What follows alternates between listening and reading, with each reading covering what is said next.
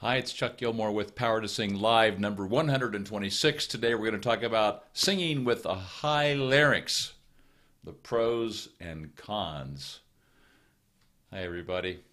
Hope you're having a great day. I'm Chuck Gilmore, and we're going to talk about this is rather a controversial subject. There are a lot of opinions and ideas about singing and then singing with a high larynx. It's very interesting to survey the landscape of singing and of singing teachers. So basically there's going to be an opinion for every, as many opinions as there are teachers today.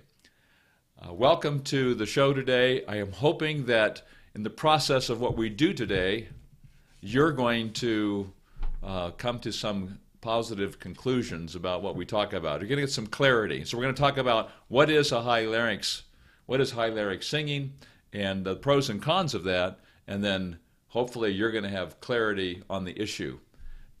Okay, so here's the question of the day. Is there a time and place for singing with a high larynx? Let me know in the comment section below, yes or no, absolutely not. Is there a time and place for singing with a high larynx? Let me know what you think, yes or no. So I want to say hi to, wow, got lots of folks here waiting. GOD's second account since my old one got terminated. Why did yours get terminated? I'm worried about that myself. Oh boy, I see this happening a lot on YouTube now because of the new laws and so forth in Europe. I've had in the last week or 2 weeks probably a dozen copyright strikes against me. Oink oink, hi, nice to have you here today. Ivan,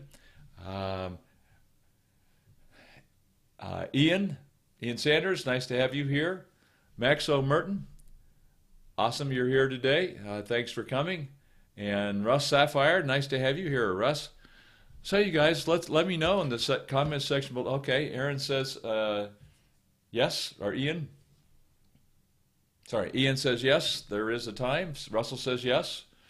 Oink Oink says not sure. So let's get down to it. For those of you who are watching this video after the fact, I want to be very succinct and get right down to the matter here. So we're going to start talking about, first of all, what is a high larynx? Well, maybe I'll share a story with you first. I have personal experience with this. I tend to have a high larynx. As I started this technique, my vocal type was pulled chest, high larynx. That's what I tended to do as I sang higher.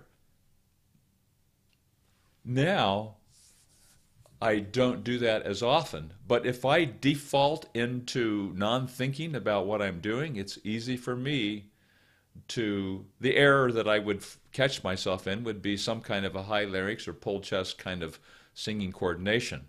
So I'm speaking from experience. The experience that I had, I was going to share with you as a story. Some years ago, I'm not going to tell you the date. Well, I'll tell you that. 2011.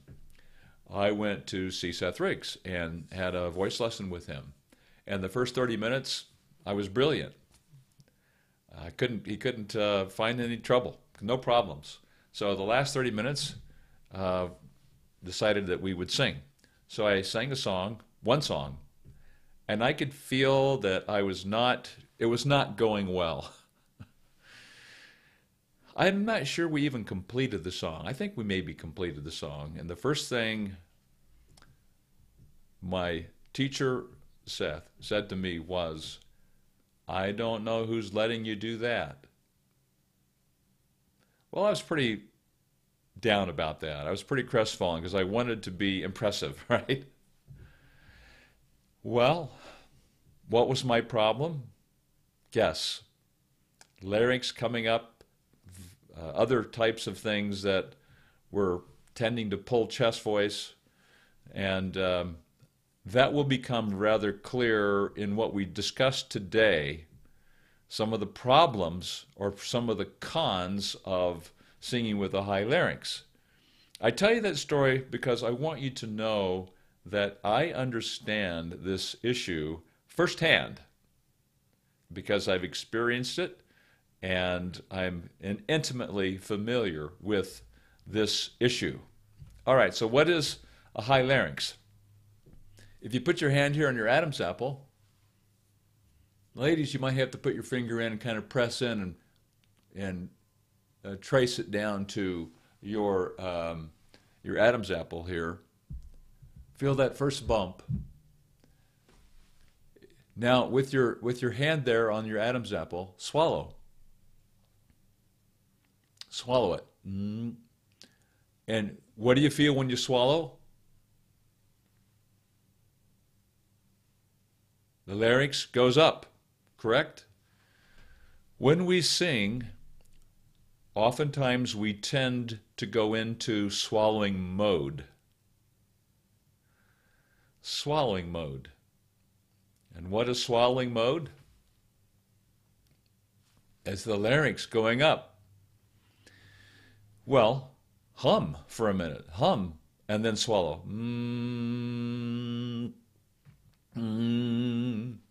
What happens to the hum when the larynx goes up and you go into swallowing mode? Well, the epiglottis collapses over the top and you can't vocalize any longer. So the muscles pull the larynx up, everything kind of squeezes a little bit. It goes through this close of the epiglottis and so forth. So all these things going on, you cannot vocalize at the top of that. So when you go into swallowing mode when you sing, similar kinds of things are activated. The extrinsic muscles surrounding the vocal cords that are housed right behind the Adam's apple there, these muscles start squeezing in and it affects how we vocalize. The larynx is pulled up, it affects how we vocalize. And so what is a high larynx? High larynx singing is the larynx at some level is going into swallowing mode. It might just be beginning, or it might be at the top of the swallowing mode. Any number of positions, I suppose they would be infinite, if you wanted to get really technical about it, that the larynx is traveling up. So that's the larynx is going higher and higher in your apparatus here. So that is the high larynx. And what is high larynx singing? It's singing with that. So we're going to talk about what now are the pros and the cons of singing with a high larynx. So I've made notes, in fact, copious notes, because this is a rather large subject.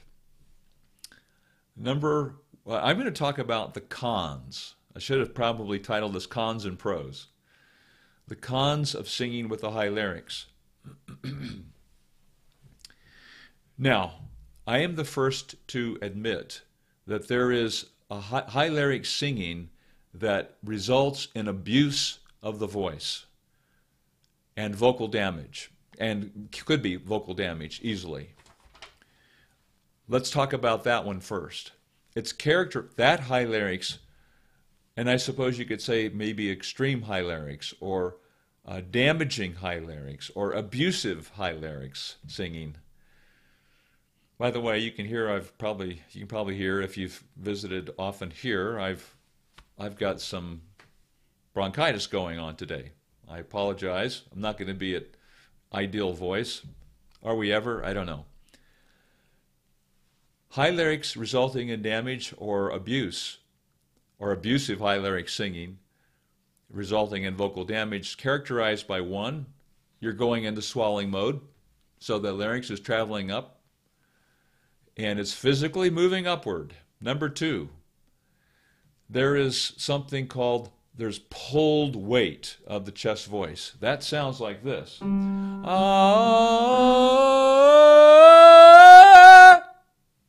That's pulled up chest.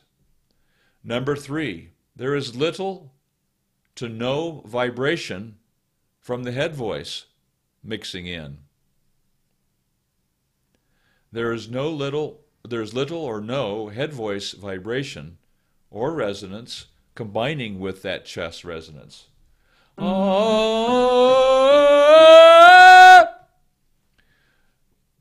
Number 4, it's characterized by open or wide vowels. Watch what happens to the O vowel. O, or even to the ah. I'll do it on O first. O. What happened to the vowel? It went from O to ah. Or if I said ah, spreading the vowel. So the vowel is wide, or it spreads, or begins to splat. That's part of the characteristic of a high larynx, abusive high larynx, vocal damaging kind of singing.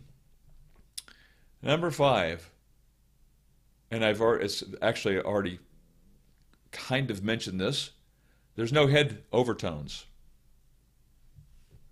And number 6, there's no bridging, which means there's no mixing of the voices together as we travel through the passaggio. It's just pulled up chest. All right. Now, let's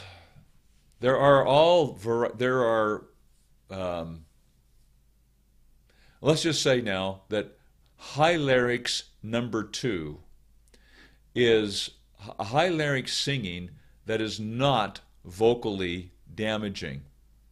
It may be slightly abusive, but maybe not even that. It's an elevated larynx. Why is this a con? Because it is vocally limiting, and I'll get into that. So it's characterized by an off-level larynx. So that means right now I'm at level. If I start singing, ah, now I'm off level. Ah, rather than ah. So if the larynx starts to go up, I'm off level. So this high larynx singing that is not vocally damaging, but maybe is vocally limiting, characterized by the larynx being elevated slightly. Number 2, there may be bridging, but if with a high larynx bridging, it's characterized with some head voice blending in with the chest.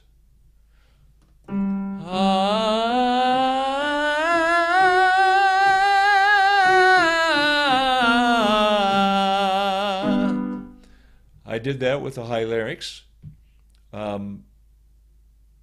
It's much less abusive than the first demonstration because I am bridging, although I have a high larynx in that bridging process. And there was some head tones that came in. It is still characterized by wider vowels.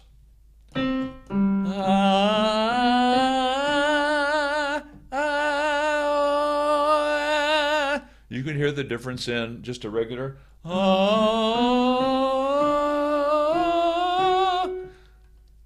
versus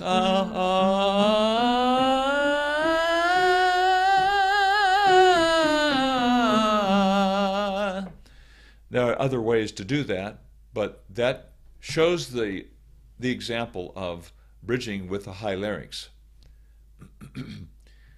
There are, in terms of cons, in this category of high larynx singing, there is loss of overtones. What does that mean? That means there is some part of the tone that is missing. And it may be in the lower area of the voice, it may be in the mid-range, it might be in the upper range. Why? Because when the larynx raises,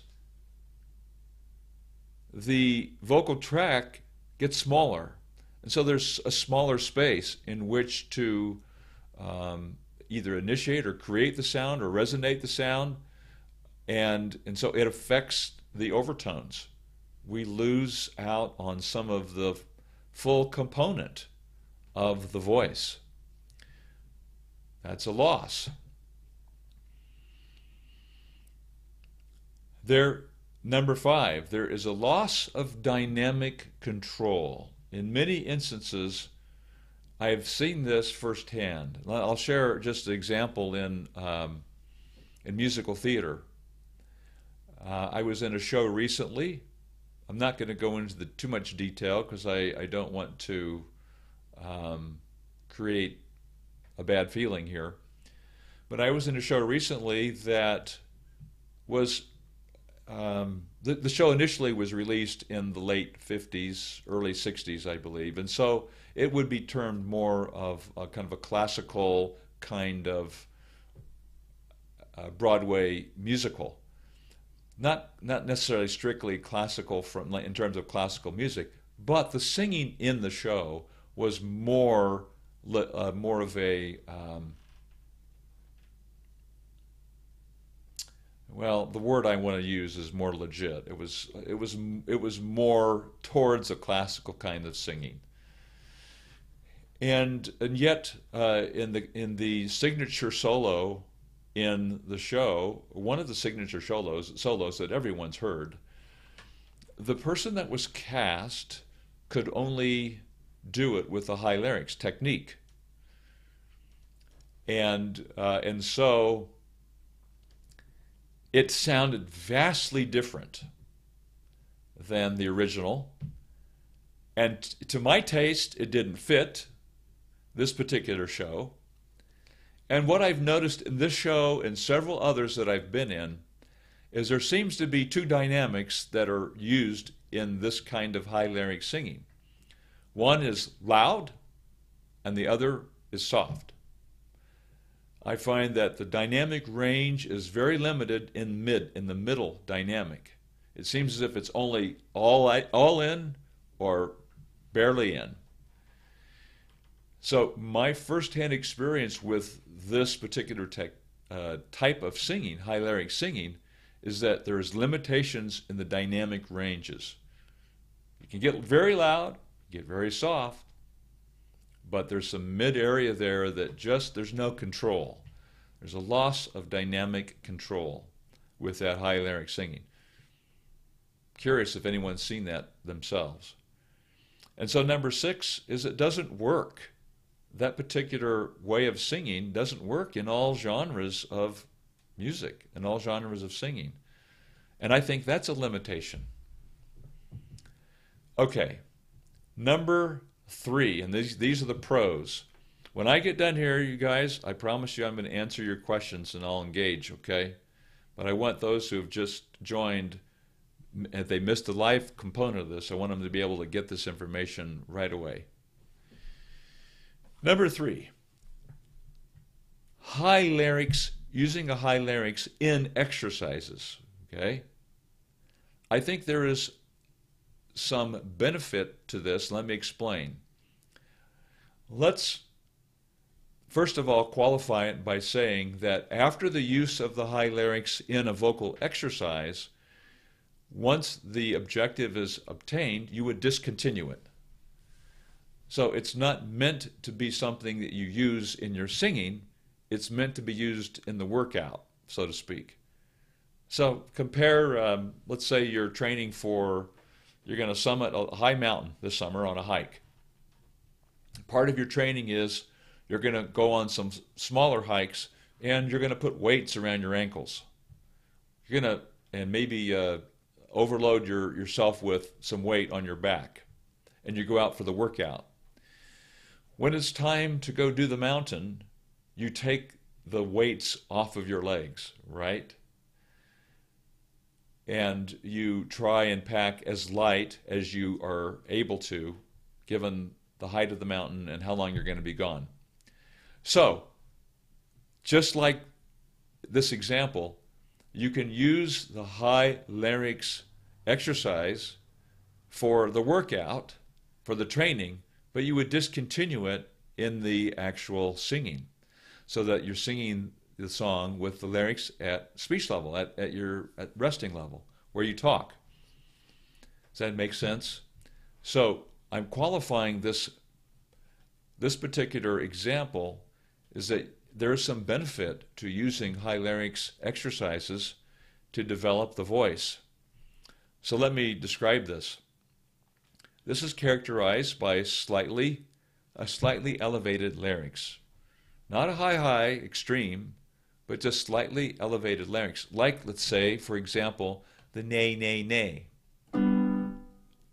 At level will be nay, nay, nay, nay, nay, nay, nay, nay, nay. But let's say I'm just training and I have a hard time getting to the bridge. Nay, nay, nay, nay. And I can sense that I'm starting to spread, or my student is starting to spread the vowel and starting to pull the chest. So we add a little bit of a witchy sound, an exaggerated, elevated larynx sound. Nay, nay, nay. Nay, nay, nay, nay, nay, nay, nay, nay, nay. Well, that accomplished a goal. That decreased the weight of the chest. It allowed me to connect the tone from the B flat to the F sharp. For a guy, if I were teaching a girl, it would be something up here. Let's just say F sharp to C sharp.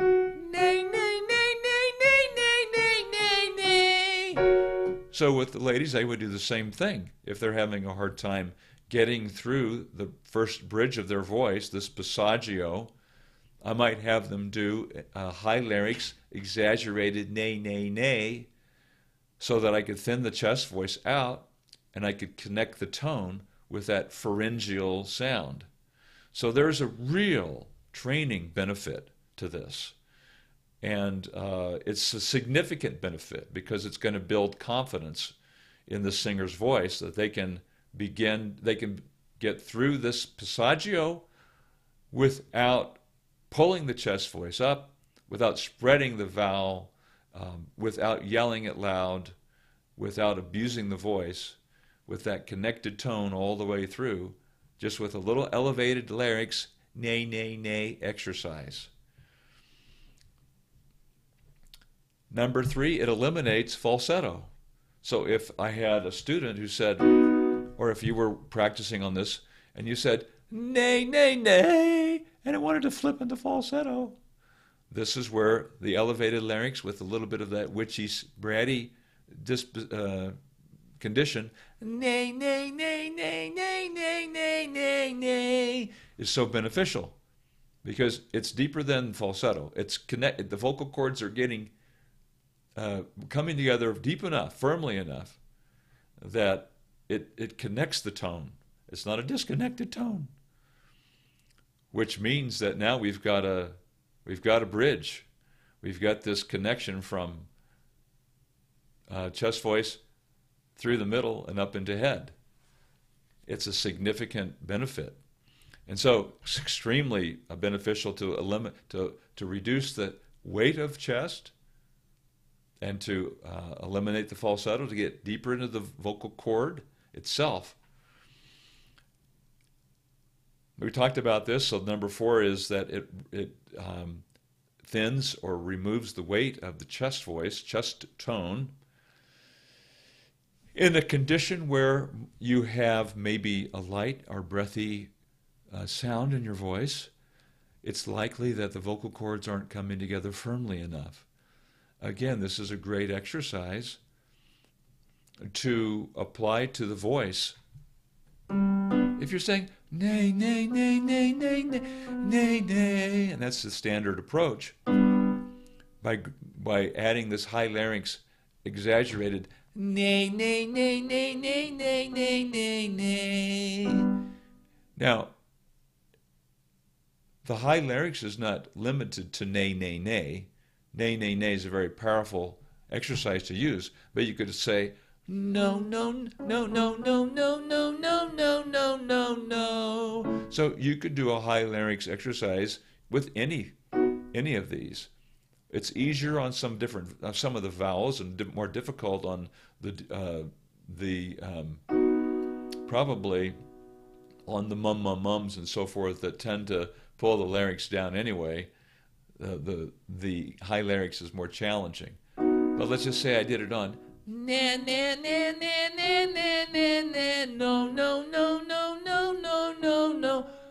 I could do it on mum, I suppose. Mum mum mum mum mum. But you know, once you've accomplished your objective, that is to connect to the tone from chest to head, and maybe eliminated a falsetto,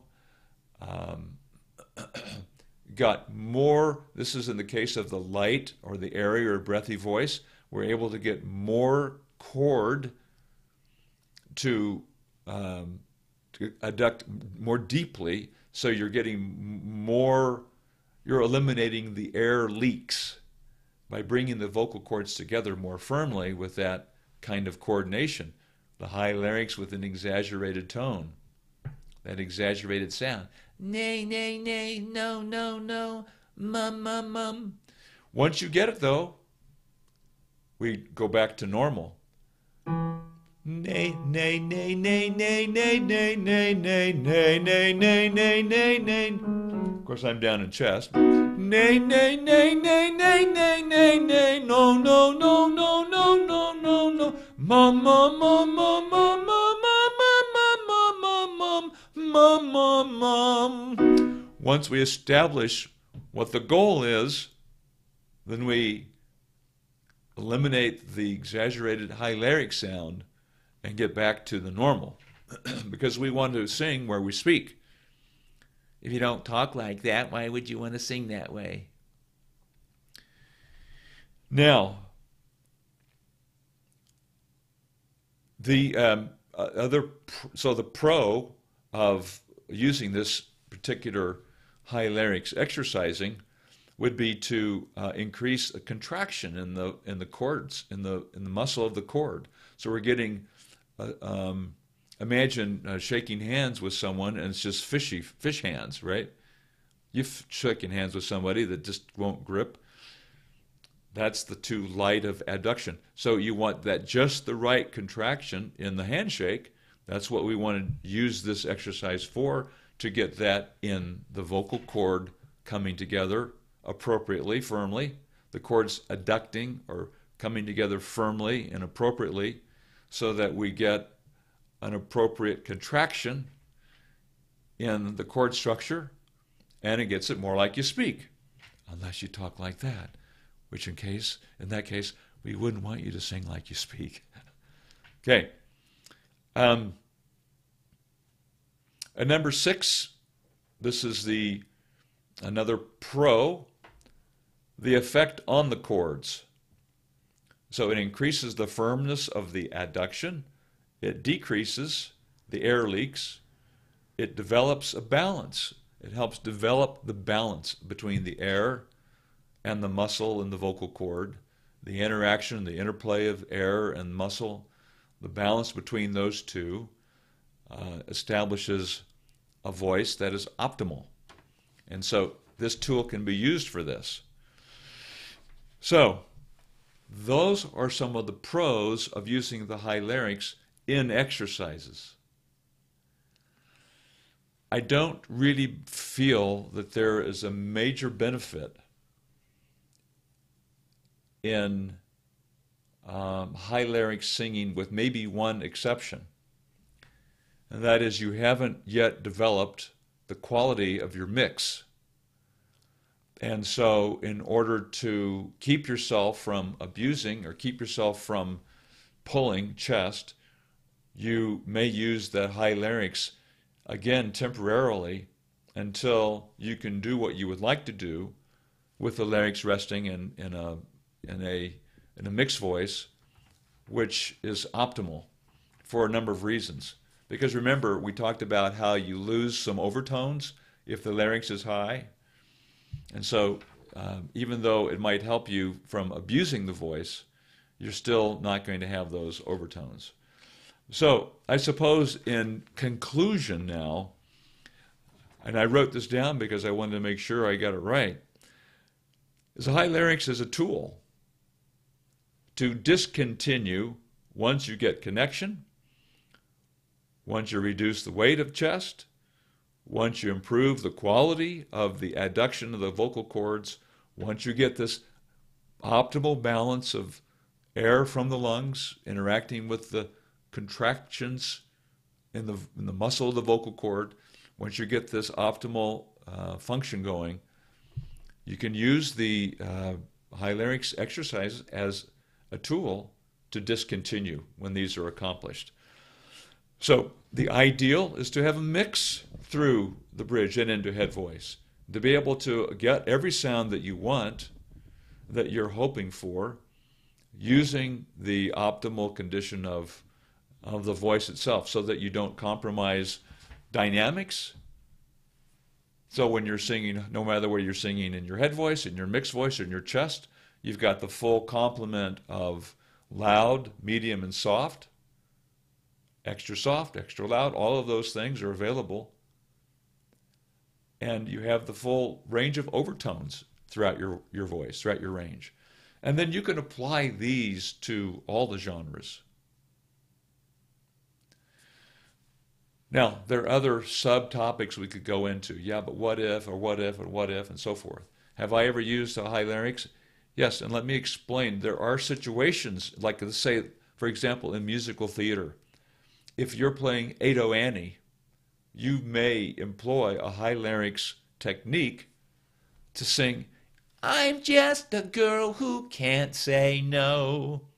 Or, let's say, Adelaide in Guys and Dolls. "A person could develop a cough." Well, that's what I've got today. So there are conditions in musical theater, particularly with certain characters and character actors, where the high larynx, but you know immediately that you can tell that there are, that's the character's voice. And so it applies really, you can use that very effectively, and you can avoid some vocal abuse doing that. But just remember, the trade-off is you're losing some of the overtones, and you may not have quite the dynamic range. Depends on the high larynx technique, but I suppose I could probably find most of the dynamics with that exaggerated sound. Okay, now I hope this has been helpful to you. Let me address some of these, go back up here and address some of these questions. Okay, how do you sing with the high larynx? Oink, oink. Let's see if what I've described is answering that. Maxo Burton, every time I sing, I get out of breath fast. Can you give me any advice on that? Maxo's probably two reasons. One of two reasons. Number one is you're not taking adequate breath, in which case I recommend that you watch episode number 15 at powertosing.com. You can go to the home screen, and over the right-hand side of the screen, there's a little hourglass, search glass. Type in their breath control and get some information on using the diaphragm to assist you in getting adequate air supply. The second reason is the chord structure may not be coming to, the vocal cords may have an air leak. So I mentioned that today. You can hear I'm getting scratchy. I mentioned today that if the vocal cords aren't coming together firmly, you may have a light or airy breathy tone. And because the air is leaking through the chord structure, there's too much air passing through, in other words, you run out of air fast. Or, number three, it might be a combination of those two things. Hope that helps.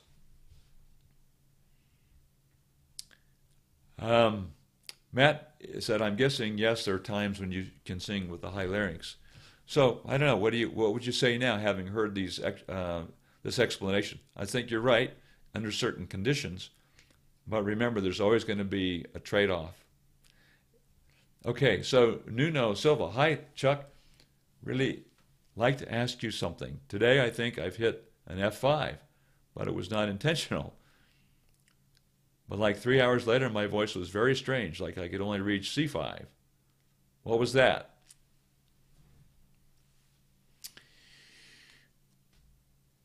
I don't know. Nuno, I'm not sure. Did you go into falsetto when you hit F5? Were you pulling the chest voice when you hit F5? Was there any added strain or tension when you hit F5? Do you think you damaged something? C5 would probably be more. Is it possible that you flipped into a higher register? So again, that would be kind of a falsetto kind of situation. Those would be my guess. I can't imagine you did any damage, but maybe you're just more warmed up now. And so you didn't flip or skip over one of the bridges, because that would be into your to another bridge going into the F5. Maxo Burton, speaking to Oink, he's got his own breathing technique he's recommending. Oink Oink says, no breath through your nose or mouth, and you can see your stomach moving up and down. Okay, he's teaching breathing. Okay, Chelbo, C-H-E, Chelebo, Kelbo, Kelboo. Hi, nice to have you here. C-H-E-C-H-L-E-B-O-O. Not sure how to pronounce that, but nice to have you here. Thanks. Okay. You are welcome. Thank you for joining us today.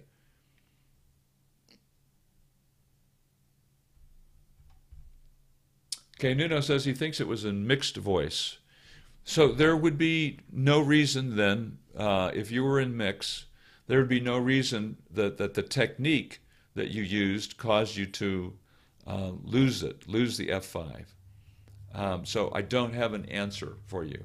If you were in mix and you weren't straining or so forth, I don't know why you can't hit it now. Okay. Well, today is maybe a shorter day. I hope that this information has been beneficial to you and it gives you some clarity as to pros and cons of using the high larynx in singing.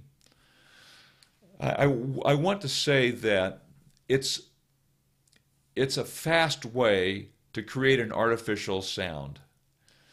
I think too often we want to have more power, more loudness, or a bigger sound or whatever, and so we use a shortcut instead of developing our mix, instead of developing the balance in the voice, because those things can be done relatively quickly.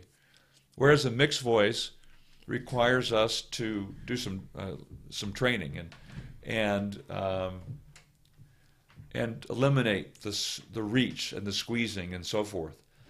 And that frankly takes longer and more patience and maybe a little more in-depth insight and inquiry into your own voice. But it's worth it. Nuna says, now that I've regained my range, I can hit F6. Okay, awesome. Thank you very much, everybody. Love and appreciate you. Some of you may not know what your vocal type is, and this is what we've really been talking about today. This pulled chest, high larynx is a vocal type. If you don't know what you tend to do when you sing to the bridge, maybe you sing with a breathy voice. Maybe you tend to pull the larynx up. Maybe you tend to crack or flip into falsetto. You need to get your vocal type. So I prepared a PDF in the description below, and I'll put it in the card above here, where you can download a PDF that takes you to a vocal test. There are links to the vocal test. There are links to videos about each vocal type: pull chest, high larynx, flip falsetto, light chest, no chest, or mix. It takes you right to those videos that explain that, and then there are exercises that help you get the larynx down, that help you eliminate a flip or a crack or a break, that help you get the vocal cords to come together. That's in the description below. Get your vocal type. It's a PDF. It's free, and it takes you to free exercises, or in the card above, as I mentioned. So be sure and download that and get that information. It'll save you a lot of time. And it will provide great benefit to what you're doing. It's really what we've been talking about today. I got a few more comments. Let me take these. Actually, a bunch more comments. So I'm looking at my comment section here.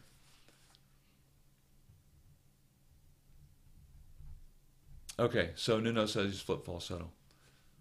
Oh, Horizon, hi, nice to have you here. Nice to see you. Again, thanks for joining us today. F-Song, hello Chuck, what do you think about Ken Tamsin's way of teaching? You know, I've never taken a course from him. I've just seen in passing some of his videos, and I don't have too much to say by firsthand experience. I've had a few people who've come to me after having taken the course to say that they were still looking for some help. So I really can't comment on it because I don't have much experience from it. From most of the pictures, you know, it looks like he's over compressing or squeezing it, but that's what we all do on YouTube to get everybody's attention in our pictures. So I don't know if it's that kind of singing or not. His genre, I think, is rock or more towards rock, and so at least everybody has to look like they're doing that to be able to sell the song. So sorry, I really can't go into detail on what he's and how he's teaching. Edgar says, "Hey Chuck, thank you for your help." My pleasure, Edgard Cruz. Thanks for being here today. Thanks everybody. We'll end this early and. Well, I guess we've been going 45 minutes. That's not too short. Thank you. This is Chuck Gilmore with Power to Sing Live, number 126. We talked today about singing with a high larynx. I hope this has been beneficial. Remember, you can sing higher with beauty, confidence, and power. You can do it without a high larynx. Thanks. See you next time. Be sure and watch out for the coming video